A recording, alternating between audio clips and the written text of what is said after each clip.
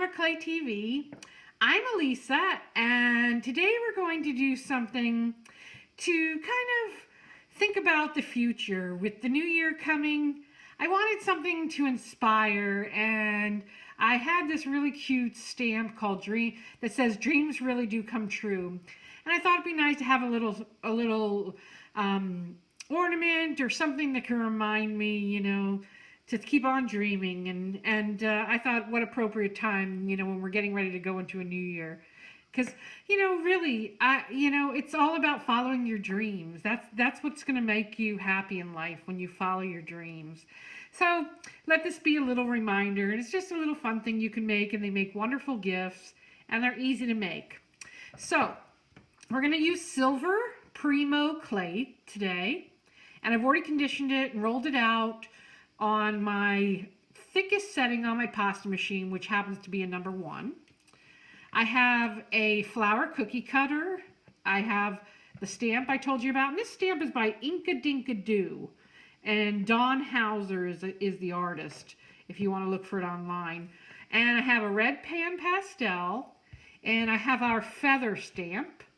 I have, of course, an acrylic rod and a blade and a scissor with some velvet that we're going to use to hang it. And then I have one of the etching pearls, and this is what I'm going to use to make the hole and also to clean up any edges. So to get started, we're going to start by texturing the clay. So let me move everything else out of the way. So I like to use these deli sheets and stuff so it doesn't stick or get dirty or whatever. So I do that a lot. So I'm just going to take our feather stamp here and place it face down on. Now Kira, I know, likes to use her finger and kind of go around. I use my rod. So you have to be careful when using a rod because you don't want it to move. And you have to apply enough pressure to get the design to imprint onto the clay, which I don't have any problem doing this. So I like to do it this way. And so you can peel it back to see if you've gotten the design.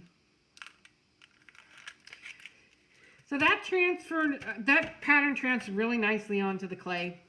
And one of the things with rubber stamps are you want them to be deeply etched.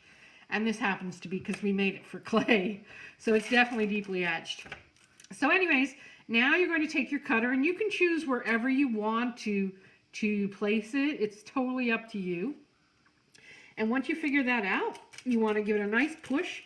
And I like to move all of my edges so that I make sure I get a really nice cut. And then I can peel off the extra, like so. And it makes for less cleanup when you do that, when you get your edges all nice. So then you just remove your cookie cutter, and it looks like my edges are really nice and clean, but you could always clean up anything that might get a little, raggedy on the edge. And so then I'm just going to use some of my scrap clay, and I'm going to run this through I also did that on the thickest setting of my pasta machine because I wanted it to stand out. And so you don't need a lot of clay. So just condition another piece and then, roll it flat and then run it through your pasta machine if you have one. If not, you can always just roll it flat. And I'm going to go the thickest setting on my pasta machine. So there I have that. And so let me move this aside. And then you just want to stamp your design or your words right into the clay just by pressing nicely. Give it a little kind of move here and peel back. Now, one of the things, if it's warm where you are, you may need to use some kind of release. It's not warm here. Well, it did get warmer today, I will say that.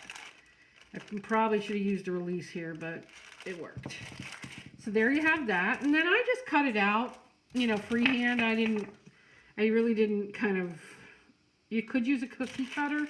That's entirely up to you, but I just freehanded it and cut it out like so. I don't know if you can hear those birds. I had to open up the window. I came into my studio, it was freezing in here. And I'm like, there's no way the clay is going to get soft today. And I had to film, so I kind of had to open the windows. It's actually warmer outside than it is in my studio. Its studio stays pretty cold.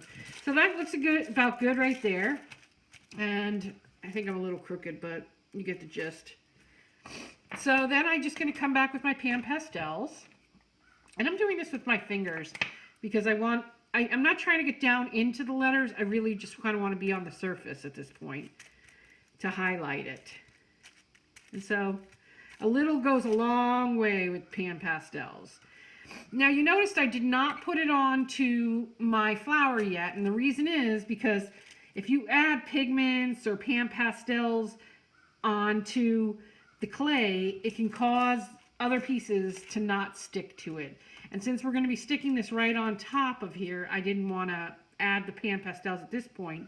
I want to wait until I'm done with it and then come back in. That way this will stick to the clay. Sometimes the pan pastels, what they do is they kind of repel the clay. It makes it not want to stick.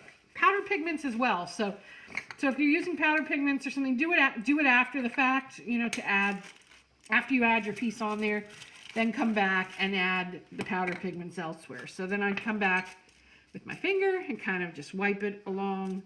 You could use a paintbrush if you want, but I'm just trying to hit the tops of the design. I'm not trying to get it down in there. I just like the look of it on top.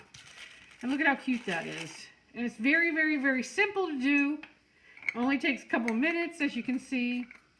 And then I'm going to use my etch and pearl, and I'm not using the poker side, which you would think that I would normally use, and I do normally use that. However, this side here makes a really nice hole, and you'll see.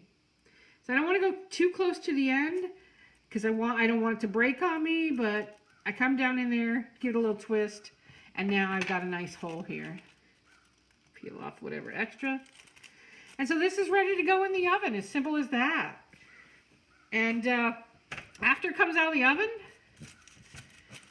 this is what it's going to look like. And simply just cut a piece of the velvet or whatever you want to use with some sewing scissors. And then I just tied a knot at the top. It's that simple, and really, I think it's really, really cute, And it's a great reminder. This would be nice on a rear view mirror even. You can even make bookmarks, add another piece of clay coming out of it and make it into a bookmark where this sits above the book. That could be really cute. Just, have fun with it and play around and see what kind of ideas you can come up with. But, it's just something to inspire, and I love inspirational sayings and things like that. So I hope you enjoy this, and I hope you have fun, and I hope you have an amazing, happy, healthy New Year. And I hope you'll come join the tribe, which is polymerclaytribe.com, which is a free Facebook group that we have where you can come and share pictures and all kinds of things. So happy holidays, and I will see you in the new year.